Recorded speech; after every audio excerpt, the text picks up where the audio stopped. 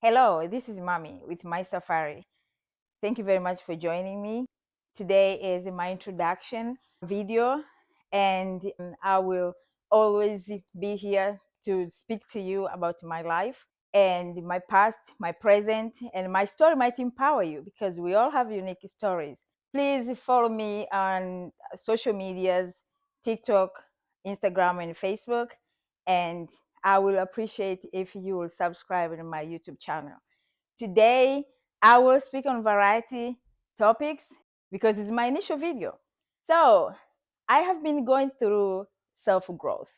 And the first question I would ask is, have you ever been bored with the state you are in?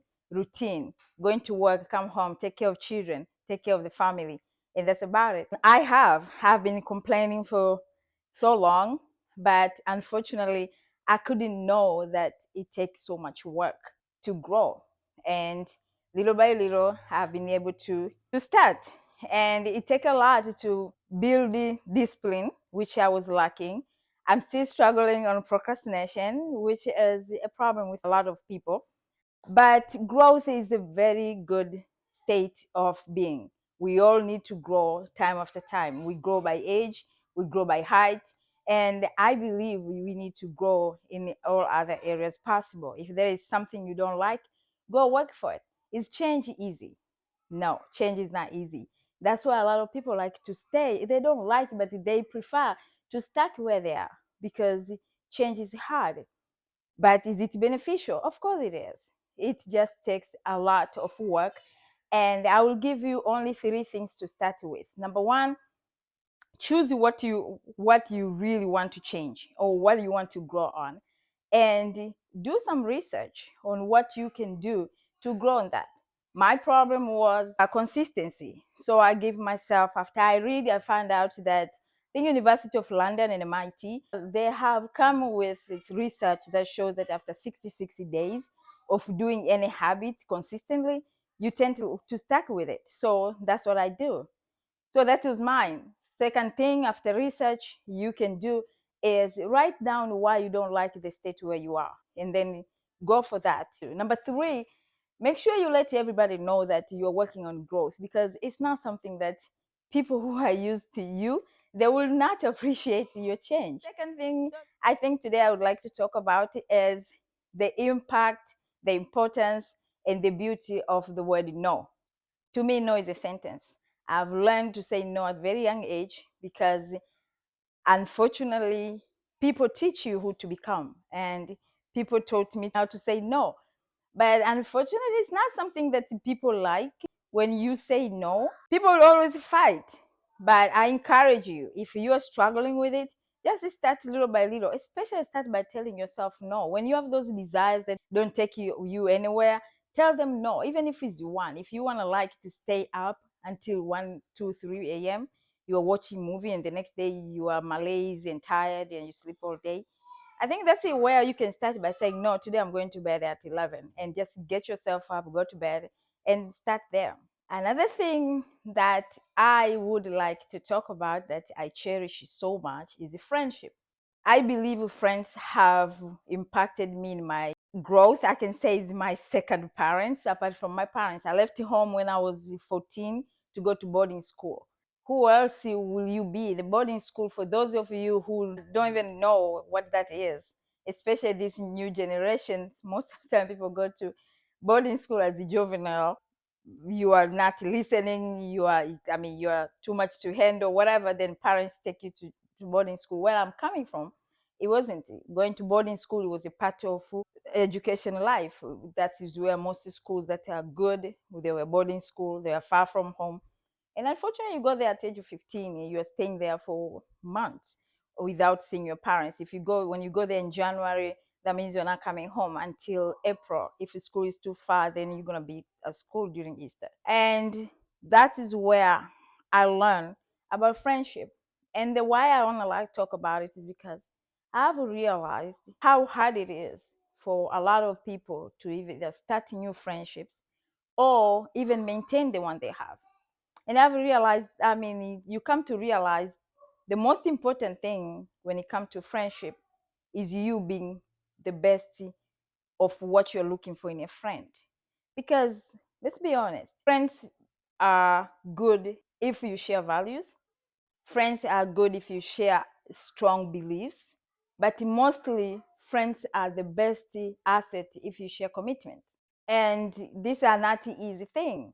How do you know that this is something I shouldn't talk about to someone else because my friend has told me? If you do not keep your own things private, you are not going to appreciate another person keeping theirs. So what I think is the most important is be that friend you're looking for. Be the friend that you want to have. Invest in you in that of being a friend, because the friends are significant. When we have hardship, we need support. Friends are the best, especially for us women. I mean, there is so many things. We emotionally very attached. We talk to each other. We tell each other what we're dealing with.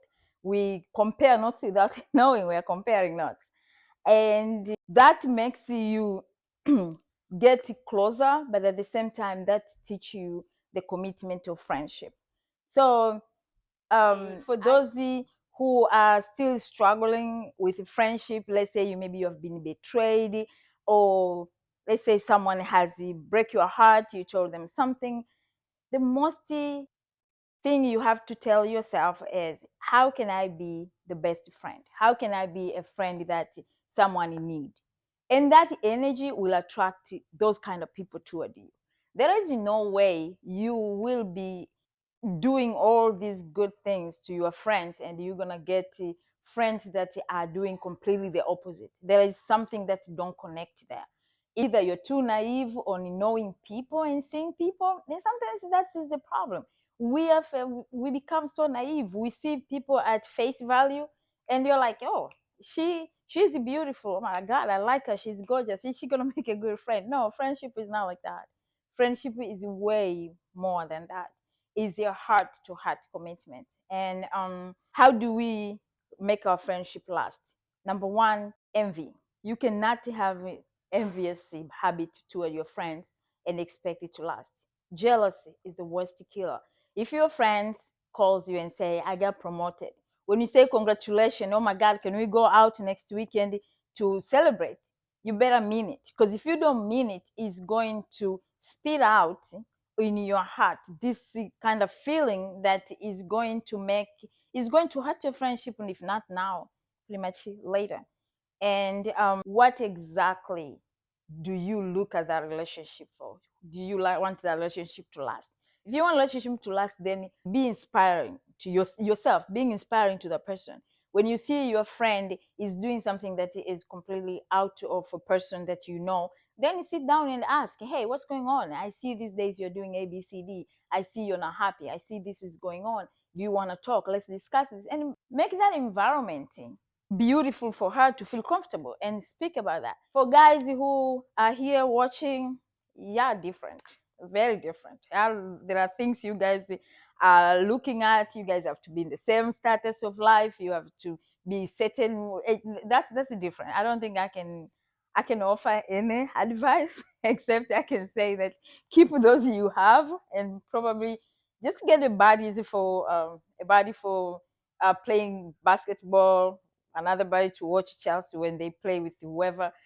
Maybe it's most of the time that's how your friendship are. But for women, that is where I'm more invested in, because that is all I have been doing for all these years. Okay, so that is mostly I can wrapping up about friends, and I hope you go in, keep on working on yourself, keep being the genuine person you mean to be, loving, caring, and that energy is going to translate to other people that are around you. Now, the first topic that is dear to my soul, this is about kids and grown up. Is it fair for grown people to sit down and talk about a kid, especially if it's not yours?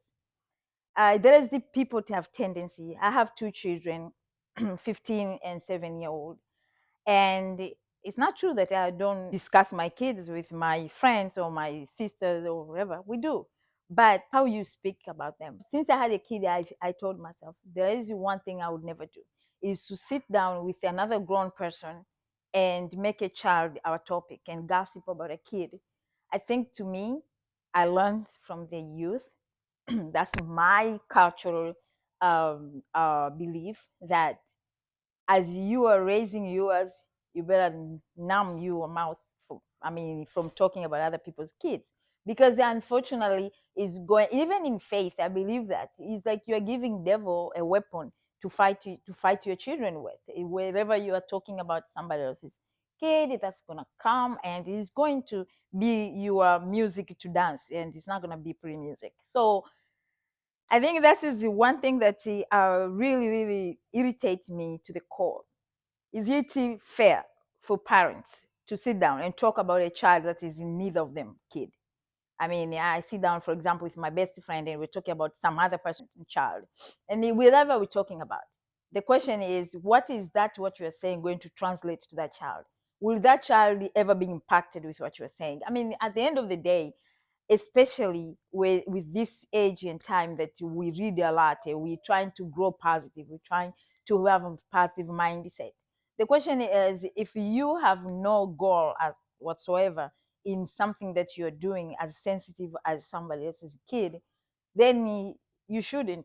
I mean, there's examples like that. If I heard someone kid is sick and I'm telling my friend, I think there's nothing wrong with that.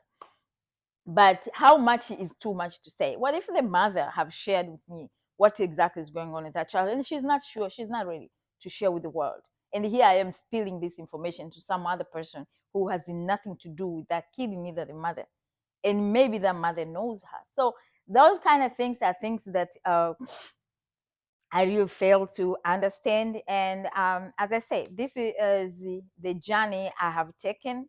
There are certain things you come to realize, certain things are triggers, man. There are things that what has happened to you when you were younger is exactly how you become your irritation when you get older.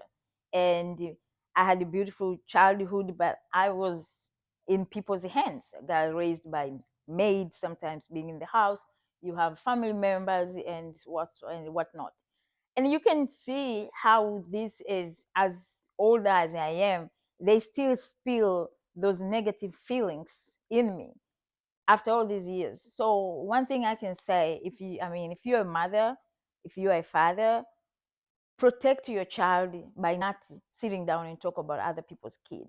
That's the most important thing. If you want to talk about accomplishment, hey, who doesn't want that?